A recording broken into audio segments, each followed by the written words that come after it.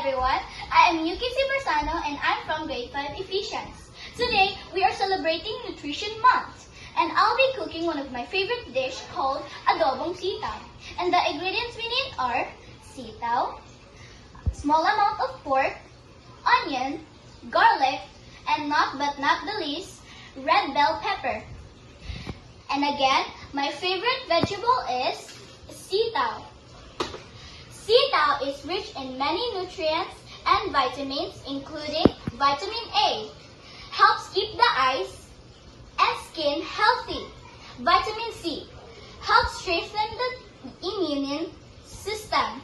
Vitamin K, helps keep bones strong and support blood clotting. Fiber, vitamin B9, helps the body make new cells. Potassium, supports healthy muscles and the heart.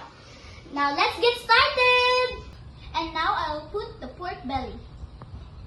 We need to wait until it golden brown. Put the onion and garlic together. To put the oyster sauce. Now we're gonna put the sitaw. Let it simmer for 5 to 10 minutes.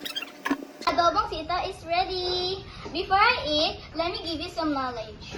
Adobong sitaw gives our body vitamins A, C, and K, fiber, folate, and potassium. These nutrients help us grow strong, stay healthy, digest food, and keep our bones, heart, and immune system healthy. Let's have a taste. But before that, I don't want to be alone. I want my mother to eat with me.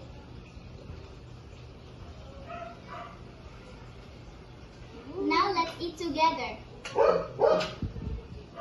But this is good with rice. Yes. But let's taste the sitaw first. First bite for you.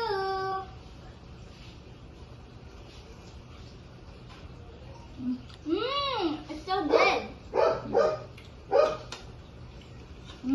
It's so good. And now I'm gonna mix it with sitaw and rice.